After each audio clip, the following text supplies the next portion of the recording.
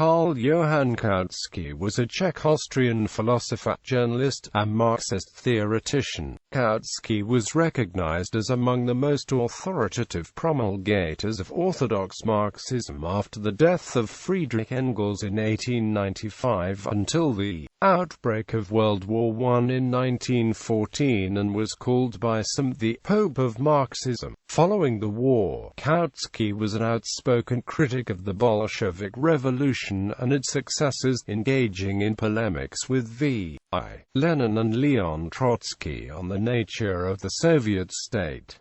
Life and career. Early years. Karl Kautsky, born in Prague of a middle-class artistic family, to Johann Kautsky and his wife Minna, moved with his family to Vienna at the age of 7. He studied history, philosophy and economics at the University of Vienna from 1874, and became a member of the Social Democratic Party of Austria in 1875. In 1880 he joined a group of German socialists in Zurich who were supported financially by Karl Hochberg, and who smuggled socialist material into the Reich at the time of the anti-socialist laws. Influenced by Eduard Bernstein, Karl Hochberg's secretary, he became a Marxist and in 1881 visited Marx and Engels in England. Political career. In 1883, Kautsky founded the monthly Die Neue Zeit in Stuttgart, which became a weekly in 1890. He edited the magazine until September 1917. This gave him a steady income and allowed him to propagate Marxism. From 1885 to 1890 he spent time in London, where he became a close friend of Friedrich Engels. His position as a prominent Marxist theorist was assured in 1888, when Engels put him to the task of editing Marx's 3-volume work Theories of Surplus Value. In 1891 he co-authored the Erfurt program of the Social Democratic Party of Germany together with August Bebel and Eduard Bernstein. Following the death of Engels in 1895, Kautsky became one of the most important and influential theoreticians of Marxism, representing the mainstream of the party together with August Bebel, and outlining a Marxist theory of imperialism. When Bernstein attacked the traditional Marxist position of the necessity for revolution in the late 1890s, Kautsky denounced him, arguing that Bernstein's emphasis on the ethical foundations of socialism opened the road to a call for an alliance with the progressive bourgeoisie in a non-class approach. Wartime Years. In 1914, when the German Social Democrat deputies in the Reichstag voted for war credits, Kautsky suggested abstaining. Kautsky claimed that Germany was waging a defensive war against the threat of Tsarist Russia. However, in June 1915, about 10 months after the war had begun and when it had become obvious that this was going to be a sustained, appallingly brutal and costly struggle, he issued an appeal with Eduard Bernstein and Hugo Haas against the pro-war leaders of the SPD and denounced the German government's annexationist aims. In 1917 he left the SPD for the Independent Social Democratic Party of Germany, which united socialists who opposed the war. After the November Revolution in Germany, Kautsky served as Under-Secretary of State in the Foreign Office in the short-lived SPD-USPD revolutionary government and worked at finding documents which proved the war guilt of Imperial Germany.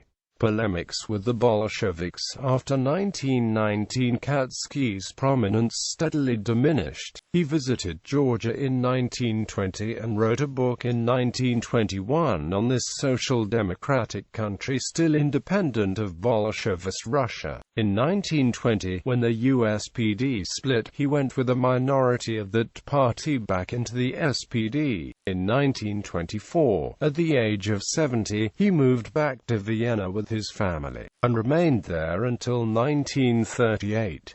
At the time of Hitler's Anschluss he fled to Czechoslovakia and thence by plane to Amsterdam, where he died in the same year. Karl Kautsky lived in Berlin-Friedenau for many years. His wife, Louise Kautsky, became a close friend of Rosa Luxemburg, who also lived in Friedenau. A commemorative plaque marks where Kautsky lived at Southstrasse 14. Vladimir Lenin described Kautsky as a renegade in his classic pamphlet The Proletarian Revolution and the Renegade Kautsky. Kautsky in turn castigated Lenin in his 1934 work Marxism and Bolshevism, Democracy and Dictatorship. The Bolsheviki under Lenin's leadership, however, succeeded in capturing control of the armed forces in Petrograd and later in Moscow, and thus laid the foundation for a new dictatorship in place of the old Tsarist dictatorship. Both Lenin and Trotsky, however, defended the Bolshevik Revolution as a legitimate and historic social upheaval akin to the French Revolution, casting themselves and the Bolsheviks in the role of the Jacobins,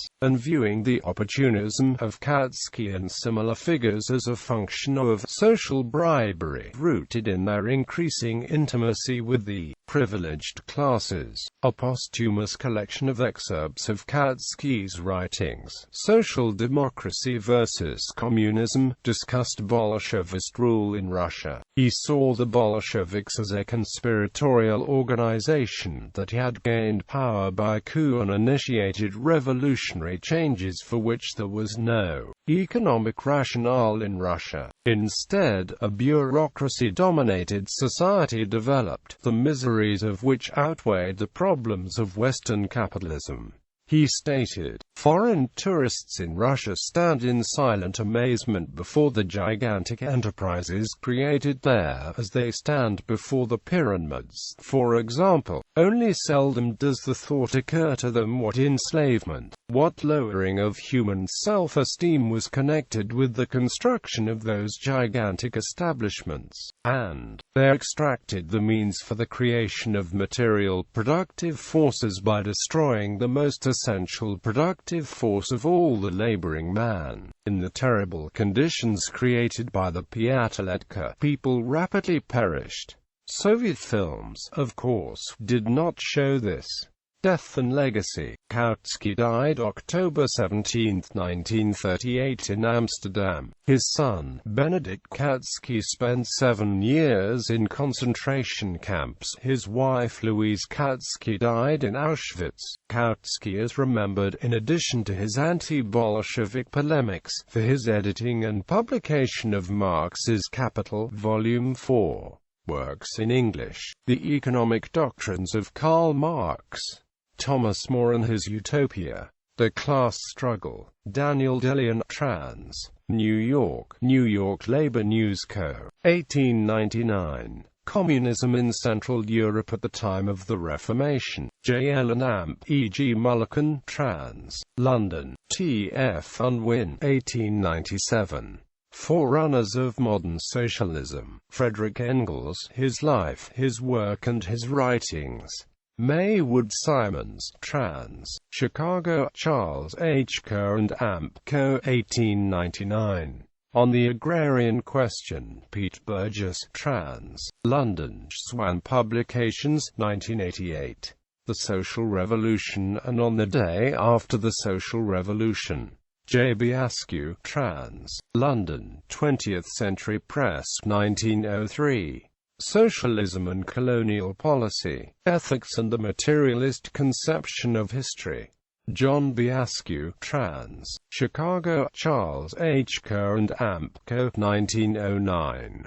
The Road to Power. A. M. Simons, trans. Chicago, Samuel A. Block, 1909. The Class Struggle. William E. Bone, trans. Chicago, Charles H. Kerr and Amp Co. 1909. Finance, Capital and Crises. The High Cost of Living, Changes in Gold Production and the Rise in Prices. Chicago, Charles H. Kerr and Amp Co. 1914. The Guilt of William Hohenzollern. London, Skaffington and Son, N. D. The Dictatorship of the Proletariat. H. J. Stenning, trans. London, National Labour Press, N. D. Terrorism and Communism, A Contribution to the Natural History of Revolution. W. H. Carriage, trans. London, National Labour Press, 1920.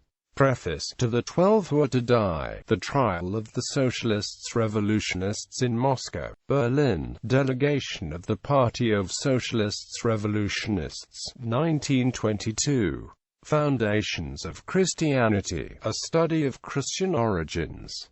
New York, International Publishers, 1925. The Labour Revolution. H. J. Stenning, trans. London, National Labour Press, 1925. Are the Jews a Race? New York, International Publishers, 1926. Communism versus Socialism. Joseph Chaplin, trans. New York, American League for Democratic Socialism, 1932.